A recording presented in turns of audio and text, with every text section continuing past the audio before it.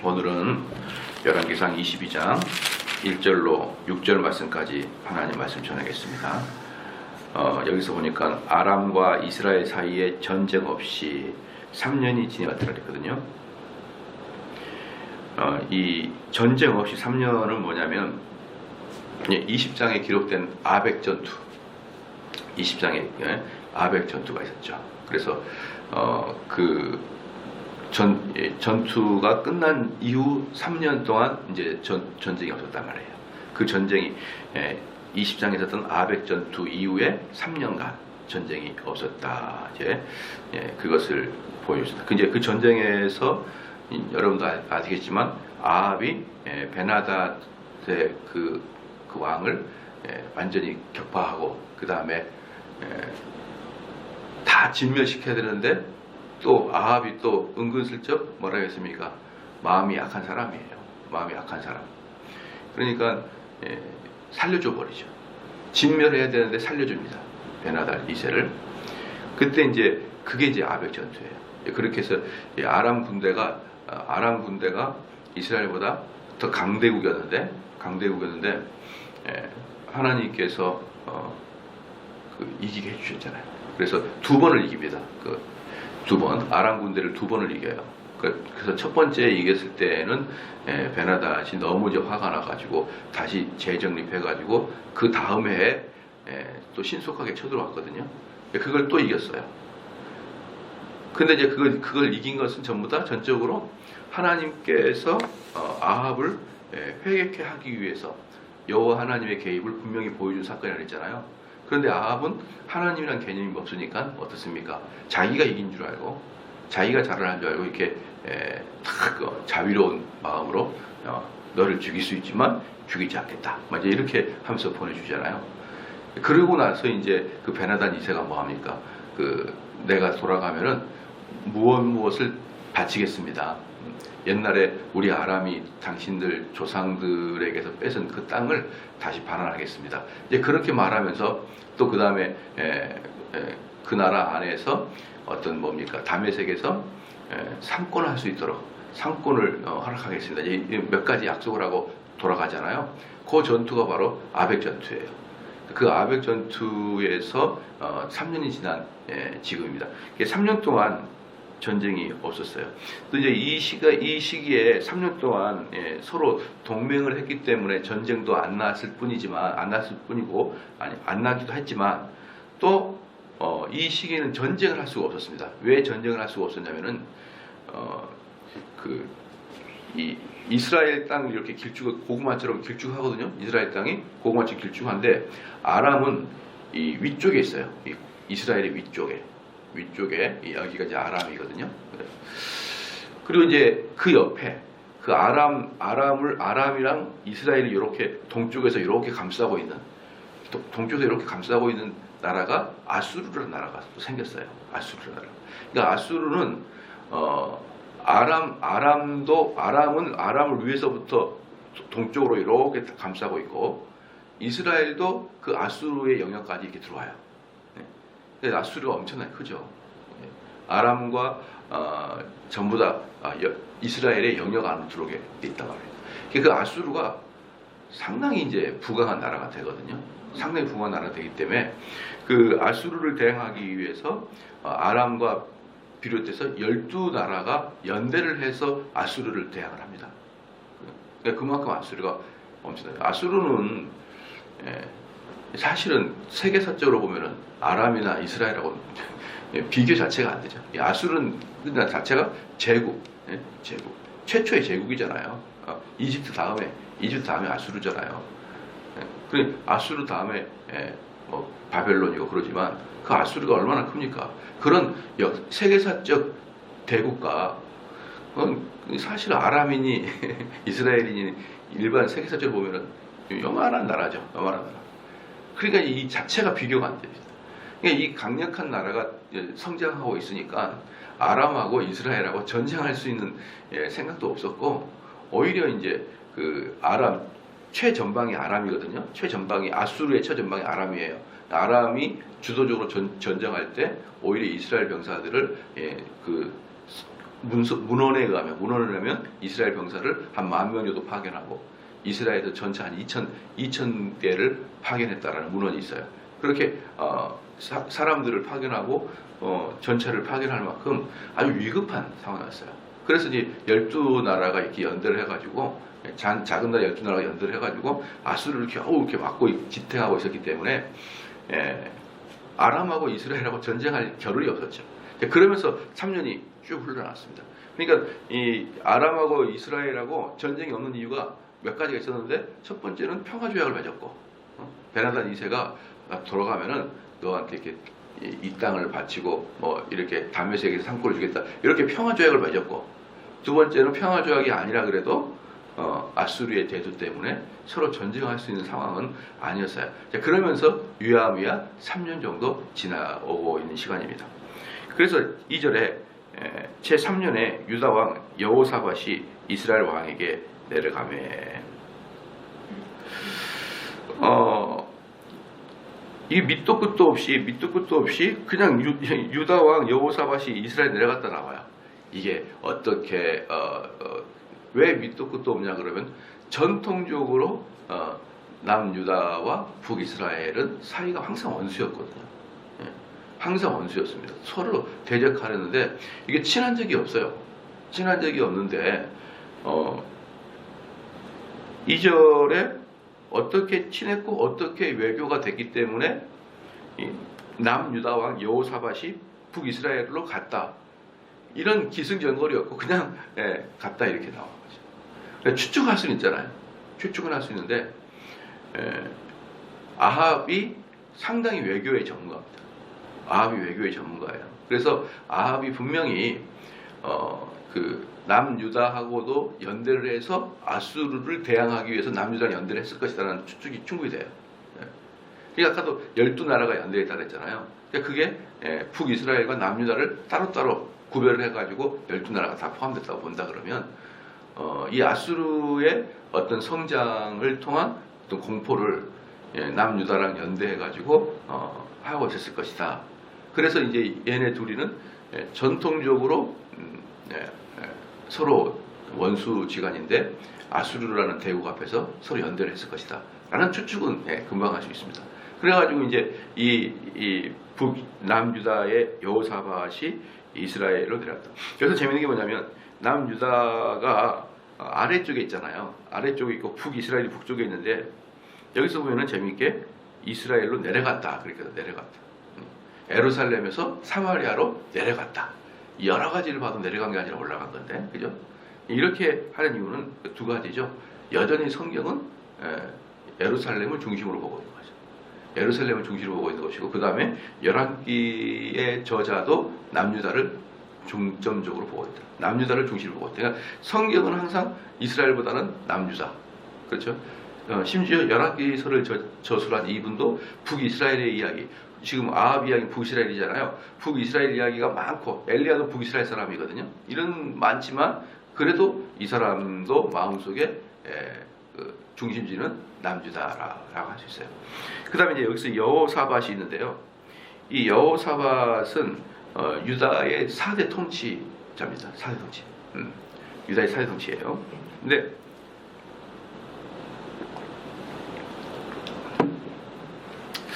25년간을 통치하는 사람인데요. 이 여호사밧은 몇 가지 실책을 함에도 불구하고, 몇 가지 자질구레한 실책을 함에도 불구하고, 이스라엘에서 3대 선왕이에요. 3대 선왕. 3대 선왕인데, 이 오늘 여기 나온 여호사밧하고, 그다음에 히스기야하고 요시야. 여호사밧, 히스기야, 요시야. 이 셋이 남유다의 3대 선왕인데, 그 중에 한 명이 바로 여호사밧입니다. 그리고 이제 재밌는 게 뭐냐 그러면, 이게 참 이제 우리도 재밌는 게 뭐냐면은, 이게 한번 여러분 같으면 만약에 한번 봐보십시오. 그 북이스라엘이나 남유다의 왕이라 그러면, 여러분이 남유다의 왕이다, 여호사밧이다 그러는데, 아수르라는 나라가 엄청나게 성장해가지고 나라가 풍전등하거든요. 이게 언제 어느 때 얘들이 그 쓰나미처럼 밀고 들어올 수가 없어요. 그러니까 이럴 때 나의 원수된 북이스라엘과도 연대를 해야 되나? 여러분이 여호사밧이면은 나 저 인간들하고는 연대 안 해. 쟤네들은 하나님을 배반하는 자야. 아합은 하나님을 대적하는 최고의 왕이야. 나 저 인간하고는 연대 안 해. 이렇게 하실 겁니까? 아니면은 아합하고 연대를 해서 일단 아수르를 막아야 될까요? 1번, 2번.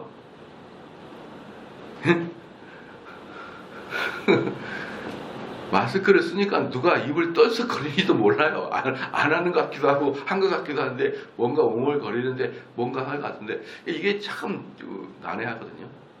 근데 여러분, 아수르가 성장하는 이유가 뭘까요? 시작? 아합을 혼내주려고 하는 거예요. 아합을 혼내주려고 아람도 성장시키고 아수르 성장시키는 겁니다. 그러니까 사실은 남유다가 아합하고 연대해서 아수르를 막거나 아람을 막죠. 그건 하나님의 뜻에 역행하잖아요. 맞지 않습니까? 그런데 우리는 일상적인 외교와 일상적인 삶에 있어서 그런 그 외적들의 강력한 성장은 연합을 또 해야 되잖아요. 근데 또 하나님 편에 보면은 하나님께서 아합을 혼내주려고 지금 키우고 있는데 또 둘이 덜컹 또 이렇게 연합을 하고 있네요.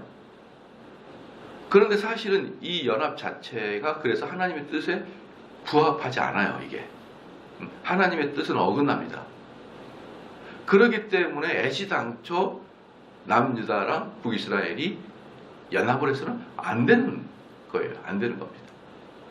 그럼에도 불구하고 또 상황이 어쩔 수 없기 때문에 여호와 하나님은 이 여호사밧의 이 결정에 대해서 엄청나게 분노는 하지 않는데, 그러나 궁극적인 하나님의 뜻대로 본다 그러면은 여호사밧이 헛된 짓을 한 거죠.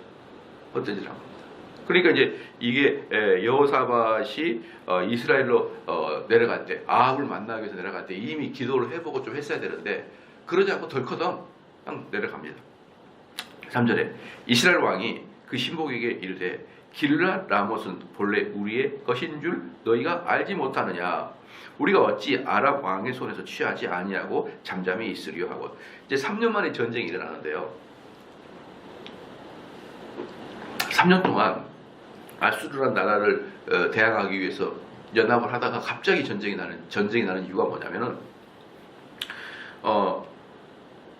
3년 전 전쟁 시에 베나닷 2세가 패배한 다음에 내가 이 땅을 주겠다 그랬거든요. 이제 그 중에 이제 하나가 여기 나와 있는 길르앗 라못이란 말이에요. 길르앗 라못. 근데 길르앗 라못이 어떻게 생겼냐면은 이스라엘에 가보면요, 여러분, 이스라엘 가보면은 그 왕의 대로라는 거리가 있어요. 왕의 대로라. 이 왕의 대로라는 거리가 그냥 우리로 말하면 테헤란 뭐 이런 게 아니고 이스라엘과 이집트와 이스라엘과 그 북으로 올라가는 모든 길에 넓은 길이에요. 그냥 통으로 짜여 있어요. 쭉 뚫려 있습니다. 그건 이때도 그랬고 지금도 그 왕의 대로라고 있어요. 그렇게. 그러니까 그것은 저기 아래부터 시작해가지고 저 북쪽까지 이르는 고속도로 같은 넓은 길이에요. 넓은 길. 그걸 왕의 대로라 그러는데 그 넓은 길에 한 중간을 딱 차지하고 있는 게 길르앗 라못이에요. 그러니까 이 길르앗 라못을 통하지 않고서는 위아래로 갈 수가 없어요. 위아래로. 그 하나를 탁 잡고 있거든요. 그러니까 이 성장하려고 그러면 이 길르앗 라못이 누구의 손에 들어가 있느냐에 따라서 거기서부터 삭동팔방 길이 연결되어 있기 때문에 여기는 상당히 군사적으로나 경제적으로 중요한 자리거든요. 그래서 이 자리를 선점하는 왕들은 그걸 빼앗으려고 하지를 않습니다. 하질 않아요. 재밌는 게 뭐냐 그러면은 그 남아프리카 공화국의 맨 끝에 그 아프리카 땅의 맨 마지막이잖아요. 그 맨 끝에 그 한 점이 하나 있죠. 그 점이 하나 있는데 그게 영국 땅입니다. 남아프리카 공화국 땅이 아니라 영국 땅이에요. 다 반환했지만 그 땅은 반환 안 했어요. 영국이. 근데 그 땅이 얼마나 중요하냐면 그 앞으로 지나갈 때 배들한테 사통행세를 받아요. 어마어마한 돈을 거기서 그냥 가만히 그 땅이 있는 것만으로 돈이 들어오거든요. 어마어마한 돈이. 그러니까 그걸 영국한테 뺏긴 남아프리카 공화국은 엄청나게 미치겠죠. 근데 영국 사람이 그걸 줄까요? 그냥 황금 노다지 땅인데 그냥 있는 것 자체로 돈이 막 계속 들어오는데요. 그러니까 그런 요지 한 포인트지만 그 포인트가 없으면 말미암아 완전히 그 뭡니까 재구시를 못하는 그게 길라 라못이에요. 그러니까 베나단 2세가 그 아하방 앞에서는 그때는 감동 받았겠죠. 너가 나를 죽일 수밖에 없는데 살려줘서 감사. 내가 돌아가면 니네 땅 다 줄게. 그 니네 땅 다해가 뭐가 있어요? 길라 라못이 포함되어 있는데 그걸 안 돌려준 거예요. 아람 왕이. 그러니까 남유다의 왕을 불러가지고 야 길라 라못이 원래 우리에게 할당된 하나님이 우리에게 준 땅이잖아. 너와 나는 우린 서로 지금 나눠져 있지만 이 땅이 원래 하나님 우리에게 할당된 배당된 그 땅이라는 거 우리가 알고 있지 않냐. 그 땅을 아람 애들이 차지해가지고 계속 안 주는데 우리가 비록 서로 나라가 달라도 쳐들어가서 그 땅을 빼앗아 와야 되지 않겠냐. 이렇게 이제 지금 이야기하고 있는 것이에요. 이 3절 말씀에 그러니까 중간에 우리의 것인 줄을 너희가 알지 못하느냐. 우리가 어찌 아람 왕의 손에서 취하지 아니하고 잠잠히 있겠느냐. 이 말을 이제 한 거죠. 그러니까 4절에 여호사밧에게 이르되 당신은 나와 함께 길르앗 라못에 가서 싸우시겠느냐. 여호사밧이 이스라엘 왕에게 이르되 나는 당신과 일반이요 내 백성은 당신의 백성과 일반이요 내 말도 당신의 말과 일반이다. 그러니까 이제 아마 이 당시에 그 두 나라는 전쟁 그 군사적인 협의를 맺었을 것 같아요. 그잖아요. 그래서 내가 전쟁하러 가면 너희도 와야 되고 이렇게 군사적 협의가 동맹의 협의가 맺어질 거죠. 동맹의 협의가. 동맹국이라는 건 뭐냐 그러면은 우리나라가 전투에 파병될 때는 너희 나라도 따라와야 된다. 이게 동맹국이거든요. 그 동맹국의 개념인데 옛날에 우리나라가 뭡니까 미국이 아프간 침략했을 때 이라크 침공했을 때 우리한테 파병을 요청했을 때 그때 노무현 대통령 시기였거든요. 그때 이제 우리나라의 파병 찬반이 엄청 났어요. 근데 이제 우리는 파병을 했는데 그 전투 병가가 아니라 의료 병가고 그 다음에 그 건설하는 거 파괴되는 거 건설하는 거 이런 병가를 보냈어요. 그래가지고 이제 거기 그 치안도 담당하고 의료도 봉사하고 그랬거든요.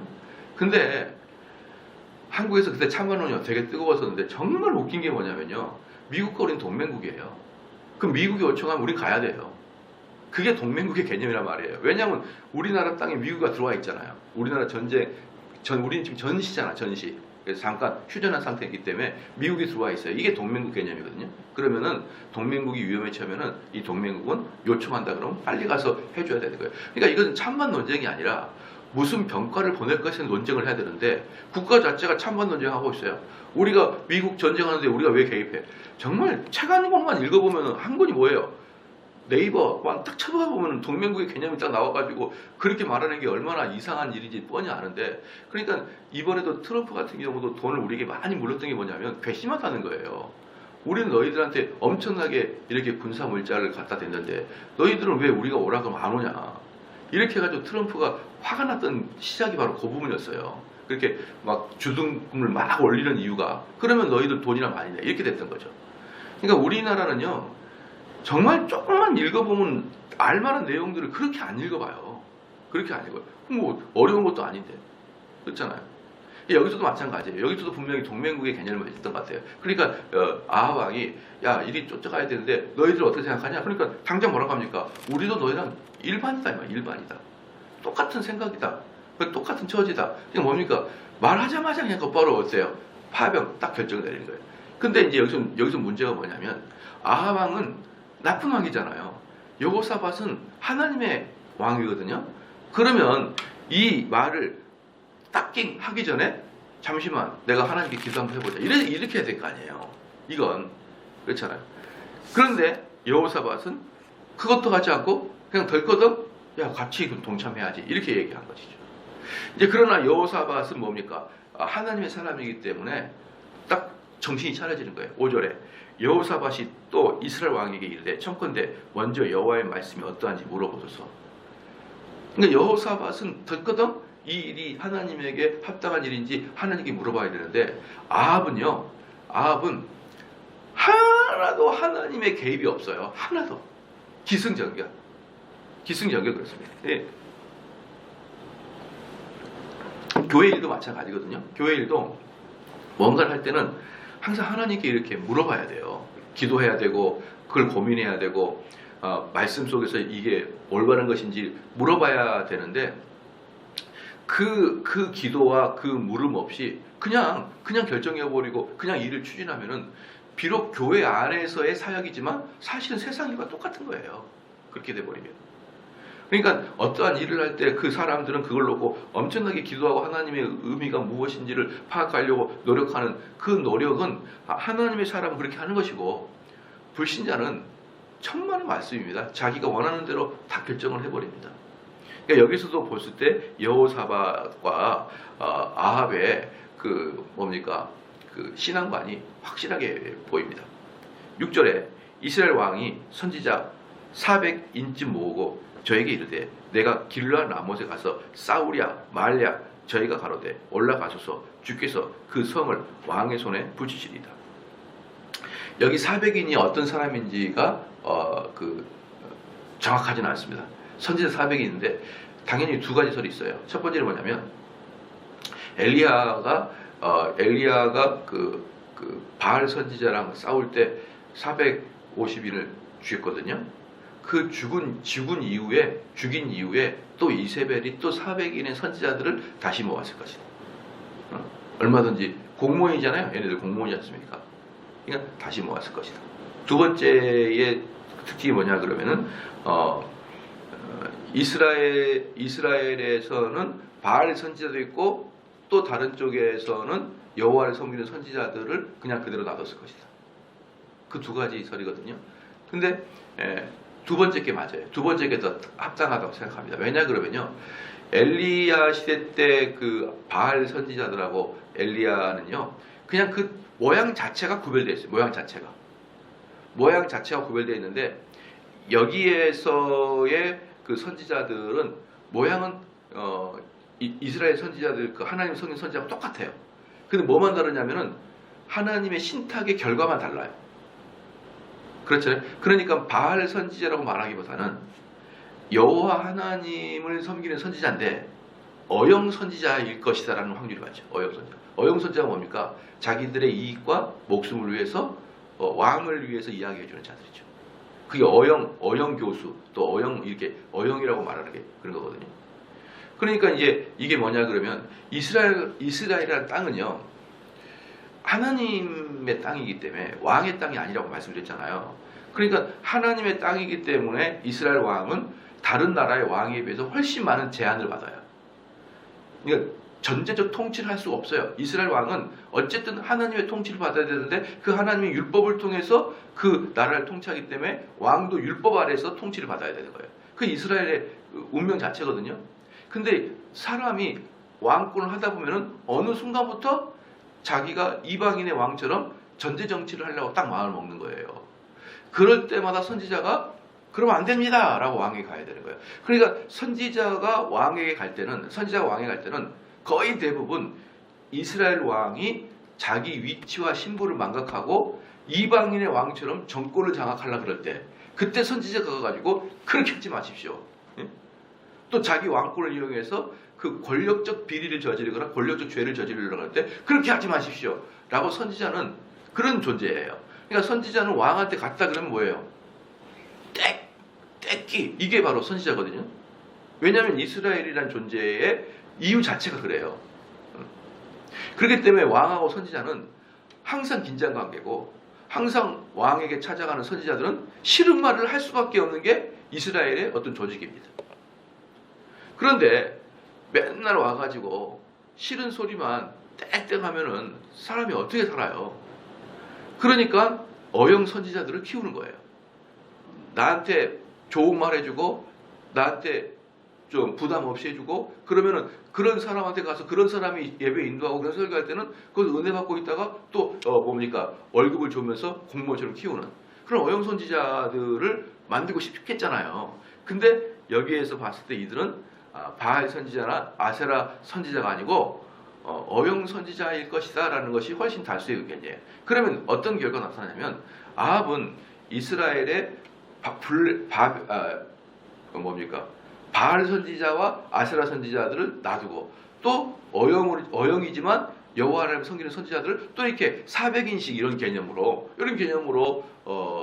놔둔 혼합주의자였을 것이다 라는 것이 훨씬 타당합니다. 아마 이스라엘의 특별히 아합의 성격으로서는 혼합주의를 했을 확률이 대단히 높은 거예요. 그래서 이 사람들은 왕의 철딱선이 없는 왕의 결정들을 호되게 나오라는 게 아니라 왕이 무엇을 원하시는지를 다 봤다가 그것을 왕이 이제 말해줌으로 왕에게 아주 힘과 용기를 주는 그런 역할로 이 400인이 있었을 것이다. 6절에 보면요, 이스라엘 왕이 이 선지자 400인쯤 모으고 저에게 이르되, 내가 길랄 라몬에 가서 싸우랴 말랴. 저희가 그러되 올라가소서, 주께서 그 성을 왕의 손에 붙이시되. 이게 뭡니까? 금방 답이 나와요. 금방. 지금 아합이 무엇을 원하시는지를 다 알고 있거든요. 그러니까 아합이 말하니까 400인이 모여가지고 딱 기도해 보니까 하나님이 이렇게 말합니다. 이 400인이 여러분 모여서 뭐 했을까요? 뭐였을 것 같습니까? 400인이 모여서 기도는 별로 안 하고 아마 회의했을 거예요. 다 모여. 자, 이번에 우리 총회 모입시다. 우리 긴급 총회 모입니다. 왕께서 우리 이번에 기도를 해달라는데, 그 기도는 길랄 라모스 치러 올라가려고 우리 왕이 지금 그런 마음을 먹었는데, 우리 아합 왕은 치고 싶은데 남유다 왕이 쳐야 될까 말아야 될까 이게 궁금하다 그러니까, 우리가 한번 회의해 봅시다. 우리 아합 왕이 길랄 라못을 쳐들어가야 됩니까? 안 들어가야 됩니까? 저보다 거수 해가지고 400이 모여가지고 자기들끼리 아합 왕은 올라가야 됩니다. 그랬을 거예요. 분명히 그랬을 거란 말이에요. 그러니까 이게 거짓자들은요, 400인이 아니라 4,000명이 있어도 답을 못 맞춥니다. 참선지자는 뒤에 나오는데, 참선지자는 한 명만 있어도 답을 맞출 수 있고, 400명이 찬성하지만 이 한 명의 반대자는 굴하지 않아요. 진리를 알고 있는 한 명의 반대자는 굴하지 않습니다. 그리고 진리는 항상 이렇게 400명의 다수결에 있는 게 아니고, 항상 하나님과 같이 있었던 한두 명의 소수의 사람에게 진리가 들어가 있기 때문에, 여러분, 이게 이런 400명이 다수결의 원칙 또는 400명이 어떤 힘으로 밀어붙이려고 해도 주의 종들은 끔찍도 안 해야 됩니다. 끔찍도 안 해야 돼요. 그게 주의 종의 모습인 거예요. 그러니까 교회에서도 마찬가지입니다. 이게 만약에 제가 이게 가르치는 내용이 하나님 말씀에 정확하다 그러면, 우리 교회들이 전반적으로 이 말씀에 동의하지 않고 이 말씀을 견뎌내기 힘들어도 목사는 어때요? 그것을 여러분에게 설득을 시켜야 됩니다. 그냥 강제로 하는 것도 아니에요. 그냥 나를 따라 이것도 아니고 여러분을 설득을 시켜야 됩니다. 왜냐 그러면 주의 종들은 주님의 종이면서도 분명히 또 하나 우리 성도를 섬기는 사람이에요. 그리고 성도를 섬긴다 그럴 때 어떻게 섬기느냐 그러면, 우리 성도들은 자기가 지금 무엇이 필요하는지도 모르는 어리석은 자들인 거예요. 내가 진짜 지금 필요한 게 뭔지를 몰라요. 그런데 주의 종은 지금 여러분들에게 뭐가 절실히 필요한 것을 알아. 근데 우리 성도들은 그게 난 필요가 없어요. 근데 그게 절실히 필요하고, 지금 이걸 너희들이 모르면 큰일이 난다는 것을 설득해서 여러분들이 그게 내가 필요한 거구나, 정말 중요한 거구나 라고 깨우치게 해주는 것이 바로 여러분을 섬기는 거예요. 왜 섬기는 겁니까? 진짜 필요한 것을 전해주기 때문에. 여러분들이 필요한 것을 주기 때문에 그걸 섬기는 거라고 한단 말이에요.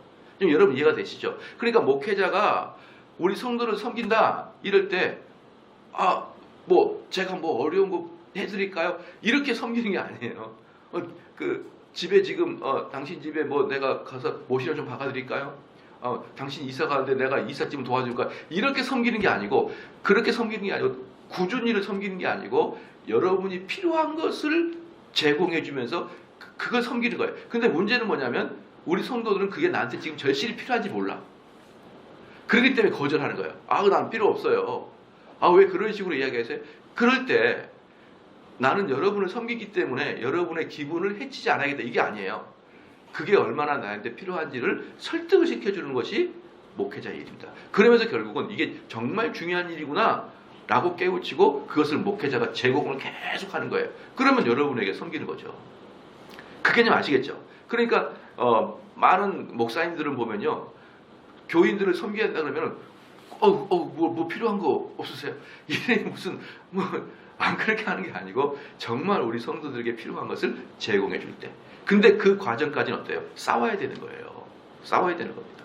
싸워서 우리 속에 있는 거짓되고 왜곡되어 있는 것들을 뽑아내고 그 필요한 것을 주는 거예요. 부모들이 자녀들이 맨날 군인석만 먹으려고 할 때, 과자만 먹으려고 할 때 그게 아니고 국도 먹어야 되고 밥도 먹어야 되고 이 영양가 있는 것을 주잖아요. 그때 애들이 안 먹어 그러잖아요. 그럴 때도 먹여야 되는 게 부모잖아요. 너가 이거 안 먹고 싶어? 그러면 아침도 사탕, 점심도 사탕, 저녁에는 크림 뭐 이렇게 주는 게 아니잖아요. 그게 아무리 아이가 원하더라도 아이가 원하지 않는 그러나 필수적인 것을 아이한테 먹여야 아이를 섬기듯이 목회자도 마찬가지예요. 성도들이 힘들어하고 성도들이 그것을 내가 왜 하냐고 생각할 때도 설득해서 이걸 먹여주는 것이 바로 목회자가 섬기는 거예요. 그러니까 여기서도 마찬가지예요. 아합왕을 섬긴다. 아합을 진짜 섬긴다 그러면 어때요? 아합이 원하는 게 아니라 하나님이 원하는 것을 아합에게 계속 먹여야 되는 거예요. 그래야 결국 아합은 안 죽어요. 이 사건 때문에 아합은 죽게 되거든요. 결국 죽게 돼요. 그럼 누구 때문에 죽는 겁니까? 결국은 어영 선지자 400인 때문에 결국 죽게 되는 거거든요. 그러니까 이러한 것이 지금 이 400인들이 거짓말을 하고 있고, 사실은 이들은 거짓말을 하고 있다고 생각하지도 않을 거예요. 자기들은 하나님과 어차피 그동안 내통 관계도 안 했기 때문에 몰라요. 그럼 우리 400인들이 모여가지고 다수결을 한번 해볼까? 그러고 했을 거고, 이 400인들은 전반적으로 왕에게 잘 보이려고 했기 때문에 왕이 원하는 것을 뭔지를 정확하게 집어내는 거예요. 왕은 지금 이거 원해. 그럼 그것에 응원해줘야지. 이렇게 돼버리고 합니다. 저도 보면은 때로는 그래요. 이제 옛날에 이제 가버드 사람 우리 박경희 전사님밖에 안 계시는데, 교인이 신장 개업을 했어요. 신장 개업을 해가지고 가가지고 우르르 가가지고 이렇게 신장 개업을 했기 때문에 우리가 축복 기도를 하러 갔습니다. 호텔을 인수했다 그러죠. 호텔을 인수했다고. 이 호텔이라는 것은 여러분요, 이 현금이 즉각 들어오기 때문에 돈을 내는 그 복덩이에요. 호텔이 현금이 막 들어와요. 현금이. 다른 사업체는 뭡니까? 어음이 돌고 약속 어음이 돌기도 하고 다음에 줄게 되지만 호텔은 즉각 돈이 들어온다. 그러니까 호텔은 있으면은 현금 주머니네. 여기 다음에 호텔 한번 해보십시오. 근데 호텔에서 축하 예배 들어갔더니 모텔이야. 모텔. 간판에는 호텔인데 딱 보니까 모텔이에요. 지하에 가니까 다수가 자는 방도 있어요. 근데 가니까 막 현란해. 침대도 동그란 것도 있고 이거 도대체 이게 뭐야? 근데 거기서 제가 선지자 같았으면 이게 뭡니까 해야 되는데 못해요. 이미 다 계약을 해놓고 이미 이제 영업을 하고 있고 내가 가가지고 예배를 인도하는데 이게 지금 뭡니까? 라고 할 용기가 안 나요. 그래서 기도를 해줬어요. 하나님 뜻대로 하게 해달라고. 차마 여기를 부흥시키면은 불륜들이 엄청 들어와야 되거든요. 여기가 그 동글동글한 침대 위에 유리도 있고 막 방이 파랗고 침대가 두세 개 막 붙어 있고 거기는 다수가 들어가는 것 같아요. 느낌이. 이게 지금 처음 봤어요. 그런 데를. 근데 돌아가 보니까 제가 아무리 세상과 담사도 이게 호텔인지 모텔인지 왜 구별을 못해요. 딱 짱구를 딱딱딱 돌리니까 우리 모텔이잖아 이거. 근데 간판만 무슨 호텔이야. 근데 거기서 제가 지금까지도 제가 마음에 갖고 있는 게, 거기서 정말 엘리야 같았으면 이건 내가 예배 집지 못합니다 라고 나올 텐데, 저는 어쩔 수 어영 그런 거 가지고 이 사장님이 무엇을 원하시는지를 알고 그 사장에 맞게 정말 말은 이렇게 해도 안 되더라고요. 안 돼. 그 사람들에게 싫은 소리라고 그 사람들에게 하나님의 명령을 전한다는 게 얼마나 어려운 일인지를 몰라요. 그래가지고 전부 다 목사님, 권사님 다 한번 구경해 보세요. 다 구경해 다 모텔 방이야. 전부 다 5층부터 지하까지 다 돌아다녔는데 아이고 왜냐면요 제가 호텔 많이 다녀봤잖아요. 호텔 딱 가면 1층 로비에 딱 프론트도 있고 유니폼 있는 아가씨들도 있고 막 외국인도 앉아야 되는데 모텔이야. 그런 거 하나도 없고. 야 여러분 제가 그래가지고 암만 말씀을 세게 전해도 그 사람들 앞에 가니까 꼼짝도 못하는구나 이런 생각. 근데 제가 거기서 야 안 해 그리고 돌아오면은 그 교인이 나를 죽일 것 같고 그래가지고 어쩔 수 없이 했는데 여러분 회개하고 죄송합니다. 어쨌든 그렇게 어려워요. 선지자의 일이 그렇게 어려운 거예요. 그 사람이 원하는 것을 이야기해주고 싶은 마음이 많죠. 그러나 항상 선지자는 왕을 대항하고 있어야 되는 게 선지의 운명이었던 것처럼 여러분도 그걸 좀 이해를 해줘야 돼요. 목사는 사실은 여러분들이 하고자 하는 것을 대항해 주는 것이 궁극적으로 여러분을 위한 일이라는 것을 알아야 돼요. 나중에 아마 그 호텔 다 망했을 거예요. 아마 그 다음에 헤어졌긴 했는데 그분하고 헤어졌긴 했는데 호텔이 된다는 이야기를 못 들었어요. 넘어한테 넘어갔던 것 같아요. 결국은 복을 못 받은 거예요. 결국은 그런 식의 그분도 결국 뭐예요? 이것은 돈이 들어오는 캐시카우라 그래요. 캐시카우 저처럼 돈이 계속 돈이 나와요. 그런 거기 때문에 사업적으로 정말 좋은데 신앙적으로는 전혀 고려하지 않아요. 하나님 내가 모텔에 인수할까 말까 기도했겠어요? 모텔인데. 네. 어떤 분은 호텔과 모텔이 뭔 차이야 이런 분도 계시겠지만 그런 분들한테는 뭐 더 이상 설명할 필요가 없는 것 같아요.